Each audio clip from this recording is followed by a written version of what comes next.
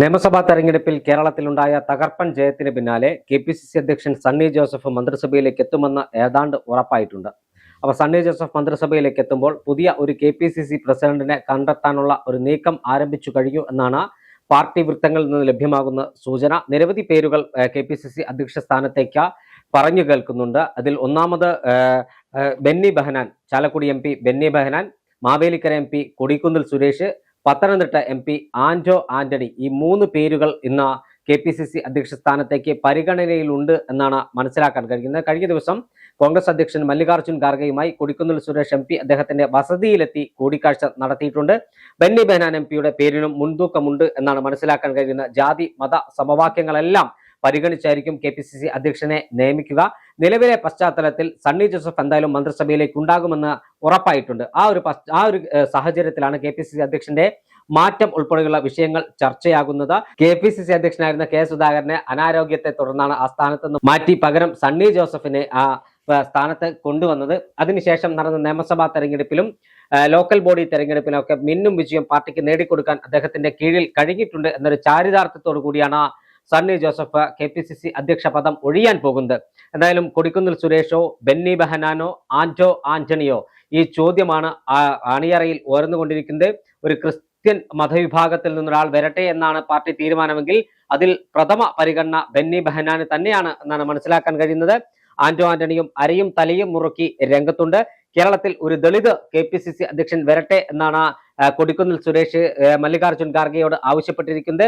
ഒരുപക്ഷെ കൊടിക്കുന്നിൽ സുരേഷ് കെ.പി.സി.സി അധ്യക്ഷനായി വന്നാൽ പോലും അത്ഭുതപ്പെടാനില്ല. ദീർഘകാലത്തെ പാർലമെന്ററി പരിചയം, കെ.പി.സി.സിയുടെ വർക്കിംഗ് പ്രസിഡന്റ് എന്ന രൂപത്തിലുള്ള പരിചയമെല്ലാം കൊടിക്കുന്നിൽ സുരേഷിന് തുണയാകും. അത് മാത്രമല്ല, ദേശീയ നേതാക്കന്മാരുമായി അടുത്ത ബന്ധമുണ്ട് അദ്ദേഹത്തിന്. ഒരു താഴെത്തട്ടിൽ നിന്നുള്ള ഒരു അധസ്ഥിത വിഭാഗത്തിലെ ഒരു വ്യക്തി കെ.പി.സി.സി അധ്യക്ഷനാകട്ടെ എന്ന് പാർട്ടി തീരുമാനിച്ചാൽ അത് കേരളത്തിലെ കോൺഗ്രസിന് ഒരു പുതിയ ഉണർവ് നൽകുമെന്ന കാര്യത്തിലും തർക്കമില്ല. അവിടെ ബെന്നി ബെഹനാന്റെ പേരിന് തന്നെയാണ് ഇപ്പോഴും മുൻതൂക്കം എന്നാണ് നമുക്ക് മനസ്സിലാക്കാൻ കഴിയുന്നത്. ചാലക്കുടിയിലുള്ള എം പി ആണ് ബെന്നി ബെഹനാൻ. നേരത്തെ ഉമ്മൻചാണ്ടിയുടെ വിശ്വസ്തനായിരുന്ന വ്യക്തിത്വമാണ് അദ്ദേഹം. അത് മാത്രമല്ല, എറണാകുളം ജില്ലയിലടക്കം പാർട്ടി മിന്നും വിജയം നേടിയപ്പോൾ അദ്ദേഹത്തിൻ്റെതായ പങ്ക് പാർട്ടിക്ക് ഒരിക്കലും വിസ്മരിക്കാൻ കഴിയില്ല. എല്ലാവരെയും ചേർത്ത് പിടിച്ച് മുന്നോട്ട് പോകുന്ന ഒരു നേതാവാണ് ബെന്നി ബെഹനാൻ. ഈ നിയമസഭാ തെരഞ്ഞെടുപ്പിലടക്കം അണിയറയിൽ അദ്ദേഹം നടത്തിയ പ്രവർത്തനങ്ങൾ ആരും മറക്കാൻ ഇടയില്ല. അത്തരത്തിൽ എല്ലാവർക്കും പ്രിയപ്പെട്ടവനായ ബെന്നി ബെഹനാൻ നേതൃത്വത്തിലേക്ക് വന്നാൽ അത്ഭുതപ്പെടാനില്ല. ഇനി എന്തായാലും തീരുമാനമെടുക്കേണ്ടത് കോൺഗ്രസ് ദേശീയ നേതൃത്വമാണ്. എല്ലാ പരിഗണനയും എല്ലാ സന്തുലിതാവസ്ഥയും എല്ലാം ഒരുമിച്ച് ചേർന്നതിന് ശേഷം മാത്രമായിരിക്കും കെ.പി.സി.സി അധ്യക്ഷന്റെ ഒരു നിയമനത്തിലേക്ക് പാർട്ടി കടക്കുക. നിലവിലെ സാഹചര്യത്തിൽ പാർട്ടി വലിയ വിജയം നേടിയ പശ്ചാത്തലത്തിൽ കെ.പി.സി.സി പ്രസിഡന്റ് ആയിരിക്കും കൂടുതൽ പാർട്ടിക്ക് ഗുണകരമായി മാറുക. അല്ല, എന്തായാലും കെ.പി.സി.സി പ്രസിഡന്റിനെ മാറ്റുമെന്നൊരു കാര്യം മുൻപ് തന്നെ, തെരഞ്ഞെടുപ്പിന്റെ ഫലം വരുന്നതിന് മുൻപ് തന്നെ സണ്ണി ജോസഫിനെ മാറ്റുമെന്ന് പറഞ്ഞിട്ടുണ്ടായിരുന്നു. അപ്പൊ എന്തായാലും കെ.പി.സി.സിയിൽ ഒരു അഴിച്ചുപണി ഉണ്ടാകുമോ എന്നൊരു ചോദ്യമുണ്ട്. അതോ കെ.പി.സി.സി പ്രസിഡന്റിനെ മാത്രമാണോ മാറ്റുന്നത് എന്നൊരു ചോദ്യമുണ്ട്. അപ്പൊ എന്തായാലും സണ്ണി ജോസഫിനെ മാറ്റിയാൽ, സണ്ണി ജോസഫ് മന്ത്രിയാവുകയും ആ സാഹചര്യത്തിൽ കെ.പി.സി.സി പ്രസിഡന്റായി മറ്റൊരാളെ നിയമിക്കേണ്ട ഒരു സാഹചര്യമുണ്ട് നിലവിൽ. അപ്പോൾ അത് ആരായിരിക്കും എന്നൊരു ചോദ്യമുണ്ട്. ചേട്ടൻ ആദ്യം പറഞ്ഞതുപോലെ ജാതി സമവാക്യങ്ങളെല്ലാം പരിഗണിച്ചുകൊണ്ടായിരിക്കും കെ.പി.സി.സി പ്രസിഡന്റിനെ നിയോഗിക്കുക. അതിൽ യാതൊരു സംശയവുമില്ല. കൊടിക്കുന്നിൽ സുരേഷ് ആണ് വരുന്നതെങ്കിൽ ഞാൻ വിശ്വസിക്കുന്നു കോൺഗ്രസിൽ വലിയ മാറ്റം കൊണ്ടുവരാൻ കഴിയും.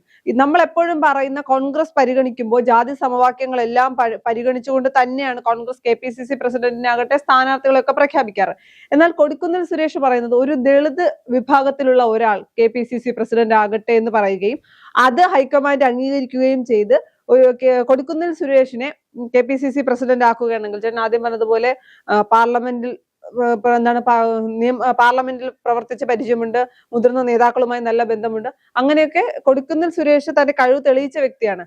ഒരു ദളിതനായിട്ടുള്ള ആൾ കെ.പി.സി.സി പ്രസിഡന്റ് ആകുകയാണ് എങ്കിൽ അത് ഞാൻ വിശ്വസിക്കുന്നത് കോൺഗ്രസിന് ചെയ്യാൻ പറ്റുന്ന ഏറ്റവും നല്ല കാര്യമാണ്. എല്ലാവരെയും ഒത്തു നിർത്തുമ്പോഴും ജാതി സമവാക്യങ്ങൾ പരിഗണിക്കുമ്പോൾ പലപ്പോഴും നമ്മൾ ദളിതരെ മാറ്റി നിർത്തുന്നു എന്നൊരു അഭിപ്രായം എനിക്കാണ്. അത് കോൺഗ്രസിൽ പോലും സംവരണ സീറ്റുകൾ ദളിതർക്ക് കൊടുക്കുകയും ഒരിക്കലും ഒരു ജനറൽ സീറ്റ് ദളിതർക്ക് കൊടുക്കാൻ തയ്യാറാകാത്ത ഒരു സാഹചര്യം ഇന്നും നിലനിൽക്കുന്നുണ്ട്. അപ്പൊ അത്തരം സാഹചര്യങ്ങളിലൊക്കെ മാറ്റം വരണം. എല്ലായിടത്തും ദളിതരും തുല്യരാണ് എന്ന ചിന്താഗതി കോൺഗ്രസിന്റെ ഉള്ളിൽ ആദ്യം ഉടലെടുക്കണം എന്ന് വിശ്വസിക്കുന്ന ആളാണ് ഞാൻ. അങ്ങനെ കെ.പി.സി.സി പ്രസിഡന്റ് കൊടിക്കുന്നിൽ സുരേഷിനെ ആക്കുകയാണെങ്കിൽ അതൊരു മാറ്റം തന്നെയാണ്. കോൺഗ്രസ് മുന്നോട്ട് വയ്ക്കുന്ന ഏറ്റവും നല്ല കാര്യം. പിന്നെ എത്രത്തോളം കൊടിക്കുന്നിൽ സുരേഷിന് കെ.പി.സി.സി പ്രസിഡന്റ് എന്ന നിലയിൽ ശോഭിക്കാൻ കഴിയും എന്നുള്ളത് രണ്ടാമത്തെ ചോദ്യമാണ്.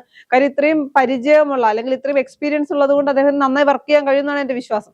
അപ്പൊ അങ്ങനെ ഒരു മാറ്റം കൊണ്ടുവരാൻ കഴിഞ്ഞാൽ അത് ആ സമുദായത്തിലുള്ള ആളുകളെ ഒപ്പം നിർത്തുന്നതിനപ്പുറം അവരെയും ഞങ്ങൾ പരിഗണിക്കുന്നുണ്ട് എന്ന് കോൺഗ്രസിന് പൊതുസമൂഹത്തിനോട് കൊടുക്കാൻ പറ്റുന്ന നല്ല മെസ്സേജ് ആയിരിക്കും. പിന്നെ മറുവശത്ത് ഒരു ചോദ്യമുണ്ട്, ഇന്ന് മുഖ്യമന്ത്രി ആരാണ്, കോൺഗ്രസിന്റെ മുഖ്യമന്ത്രി ആരാണെന്നുള്ള ചർച്ചകൾ നടക്കുന്നതേ ഉള്ളൂ. ഞായറാഴ്ച മുഖ്യമന്ത്രിയെ പ്രഖ്യാപിക്കുമെന്ന് പറഞ്ഞിട്ട് പ്രഖ്യാപിക്കാൻ കഴിയാത്തൊരു സാഹചര്യമുണ്ട്. ഞാൻ ചോദിക്കുന്നത്, കെ.സി. വേണുഗോപാലാണ് മുഖ്യമന്ത്രി ആകുന്നതെങ്കിൽ സ്വാഭാവികമായും 2 തെരഞ്ഞെടുപ്പുകൾ ഉണ്ടാകും. എവിടെ നിന്നെങ്കിലും ഒരു സ്ഥലത്ത് നിന്ന് 6 മാസത്തിനകം ജയിക്കേണ്ട ഒരു സാഹചര്യം വരും. അപ്പൊ കോൺഗ്രസിന്റെ സിറ്റിംഗ് MLA ആരെങ്കിലും ഒരാൾ രാജിവെച്ചാൽ മാത്രമേ കെ.സി. വേണുഗോപാലിന് മത്സരിക്കാനാകൂ. അങ്ങനെ രാജിവെക്കുന്ന ആൾക്ക് KPCC പ്രസിഡന്റ് സ്ഥാനം കൊടുക്കേണ്ടി വരുമോ എന്നൊരു ചോദ്യമുണ്ട്. കാര്യം കോൺഗ്രസ് ആണ് ഒരു സ്ഥാനത്ത് നിന്ന് മാറ്റുമ്പോൾ മറ്റൊരു സ്ഥാനം കൊടുക്കാമെന്ന് പറഞ്ഞായിരിക്കുമല്ലോ അദ്ദേഹത്തെ രാജിവെപ്പിക്കുന്നത്, ആരായാലും. അങ്ങനെയാണെങ്കിൽ ആ വ്യക്തിക്ക് KPCC പ്രസിഡന്റ് സ്ഥാനം കൊടുക്കേണ്ടി വന്നാൽ ഈ നമ്മൾ നിലവിൽ പരിഗണിക്കുന്ന പേരുകളൊക്കെ വെറുതെ ആകില്ലേ? തീർച്ചയായും അത്തരത്തിൽ ഒരു KPCC പ്രസിഡന്റ് സ്ഥാനത്തേക്ക് എന്തായാലും രാജിവെപ്പിക്കുന്ന ആളെ കെ.സി. വേണുഗോപാലാണ് മുഖ്യമന്ത്രിയെങ്കിൽ ഏതെങ്കിലും ഒരു നിയമസഭാ മണ്ഡലത്തിൽ ജയിച്ച MLA ആയ വ്യക്തിയെ രാജിവെപ്പിച്ച് അദ്ദേഹത്തിന് KPCC അധ്യക്ഷ പദം കൊടുക്കാൻ സാധ്യതയില്ല. അദ്ദേഹത്തിനെ രാജ്യസഭയിലേക്ക് എത്തിക്കാനുള്ള ഒരു നീക്കമായിരിക്കും കോൺഗ്രസിന്റെ ഭാഗത്തുനിന്ന് ഉണ്ടാവുക. അത് മാത്രമല്ല, ഇപ്പോൾ നമുക്ക് ലഭ്യമാകുന്ന വിവരപ്രകാരം ആന്റോ ആന്റണി, ബെന്നി ബെഹനാൻ, കൊടിക്കുന്നിൽ സുരേഷ്, ഈ 3 പേരിൽ ഒരാൾ KPCC പ്രസിഡന്റ് ആകുമെന്ന് ഏകദേശം ഉറപ്പായിട്ടുണ്ട്. അതിൽ ആര് എന്നൊരു ചോദ്യം മാത്രമാണ് ബാക്കിയുള്ളത്. സോണിയാഗാന്ധിയുടെയും മല്ലികാർജ്ജുൻ ഖാർഗെയുടെയും രാഹുൽ ഗാന്ധിയുടെ ഒക്കെ തീരുമാനമാണ് അന്തിമം ആകുക എങ്കിൽ പോലും കൊടിക്കുന്നിൽ സുരേഷ് തനിക്ക് KPCC അധ്യക്ഷ പദം ലഭിക്കണം, ഇതൊക്കെയാണ് താൻ ക്ലെയിം ചെയ്യാനുള്ള കാരണം എന്ന് പറഞ്ഞാണ് മല്ലികാർജ്ജുൻ ഖാർഗെയെ കണ്ടത്. ദളിത് വോട്ടുകൾ എൻ ബ്ലോക്കായി കോൺഗ്രസിലേക്ക് എത്തിക്കാൻ KPCC അധ്യക്ഷ പദവിയിലേക്ക് കൊടിക്കുന്നിൽ സുരേഷിനെ എത്തിച്ചാൽ കഴിയുമെന്നാണ് അദ്ദേഹത്തോട് അടുപ്പമുള്ളവർ പാർട്ടി നേതൃത്വത്തെ ധരിപ്പിച്ചിട്ടുള്ളത്. അല്ല, മറ്റൊരു ചോദ്യം ഉണ്ടല്ലോ, പല ആവർത്തി പല വിഷയങ്ങളിലും ഒരു ദളിത് ആൾ മുഖ്യമന്ത്രി വിഷയത്തിൽ പോലും പറയാൻ പറ്റുന്ന കാര്യമാണ്. കൊടിക്കുന്നിൽ സുരേഷ് പലതവണ ഈ കാര്യം ആവർത്തിച്ച് പറയുന്നുമുണ്ട്. അങ്ങനെയാണെങ്കിൽ KPCC പ്രസിഡന്റ് സ്ഥാനം നൽകിയില്ല എങ്കിൽ ഒരു ദളിതനായതുകൊണ്ട് തന്നെ മാറ്റി നിർത്തിയെന്ന ഒരു ആരോപണം പിന്നീട് ഉണ്ടാകില്ലേ? കൊടിക്കുന്നിൽ സുരേഷിന്റെ ഭാഗത്ത് നിന്നോ അല്ലെങ്കിൽ മറുവശത്തു നിന്നോ ഉണ്ടാകില്ലേ? തീർച്ചയായും അത്തരത്തിൽ ഒരു സാധ്യത, ആരോപണങ്ങൾ ഉയരാനുള്ള ഒരു സാധ്യത കാണുന്നുണ്ട്. അത് മാത്രമല്ല, പാർലമെന്ററി രംഗത്തടക്കം മികച്ച ട്രാക്ക് റെക്കോർഡുള്ള വ്യക്തിയാണ് കൊടിക്കുന്നിൽ സുരേഷ്. അദ്ദേഹം KPCC പ്രസിഡന്റ് ആകുമോ ഇല്ലയോ എന്നൊക്കെ കോൺഗ്രസ് തീരുമാനിക്കേണ്ട ഒരു കാര്യമാണ്. ബെന്നി ബെഹനാനും പ്രഥമ പരിഗണനയിൽ തന്നെ ഉണ്ട് എന്നാണ് മനസ്സിലാക്കാൻ കഴിയുന്നത്. ബെന്നി ബെഹനാനെ സംബന്ധിച്ചിടത്തോളം കോൺഗ്രസ് ഏതെങ്കിലും തരത്തിലുള്ള ഒരു പ്രതിസന്ധി നേരിടുന്ന സമയത്ത് അവിടെ ഒരു സർജിക്കൽ സ്ട്രൈക്കിന് നേതൃത്വം നൽകുന്ന വ്യക്തിയാണ് ഈ ബെന്നി ബെഹനാൻ. അത് മാത്രമല്ല, ക്രൈസിസ് മാനേജർ എന്ന് കോൺഗ്രസ് പാർട്ടി പറയുന്ന ഒരു വ്യക്തിത്വം കൂടിയാണ്. പ്രത്യേകിച്ച് ഗ്രൂപ്പ് രാഷ്ട്രീയം കേരളത്തിൽ കോൺഗ്രസിനകത്ത് കൊടികുത്തി വാണ സാഹചര്യത്തിൽ ഗ്രൂപ്പിന്റെ പ്രവർത്തനങ്ങൾക്ക് ചുക്കാൻ പിടിച്ച ഒരു വ്യക്തിയാണ് ഈ ബെന്നി ബെഹനാൻ MP. അതുമാത്രമല്ല, ബെന്നി ബെഹനാനെ സംബന്ധിച്ചിടത്തോളം അദ്ദേഹം എല്ലാവർക്കും സുപരിചിതനാണ്. കാസർഗോഡ് മുതൽ തിരുവനന്തപുരം വരെയുള്ള 14 ജില്ലകളിലും എല്ലാ പ്രവർത്തകന്മാരുമായി ആത്മബന്ധമുള്ള ഒരു വ്യക്തിത്വം കൂടിയാണ് ഈ ബെന്നി ബെഹനാൻ. ഉമ്മൻചാണ്ടിയുടെ പ്രിയപ്പെട്ട ശിഷ്യൻ കൂടിയാണ് ബെന്നി ബെഹനാൻ. ബെന്നി ബെഹനാൻ വരുമോ, ആന്റോ ആന്റണി വരുമോ, കൊടിക്കുന്നിൽ സുരേഷ് ആ പദവിയിലേക്ക് എത്തുമോ എന്നാണ് എല്ലാവരും ഉറ്റുനോക്കിക്കൊണ്ടിരിക്കുന്ന ഒരു കാര്യം. ഈ കാര്യത്തിൽ അന്തിമ തീരുമാനമെടുക്കേണ്ടത് കോൺഗ്രസ് ദേശീയ നേതൃത്വമാണ്.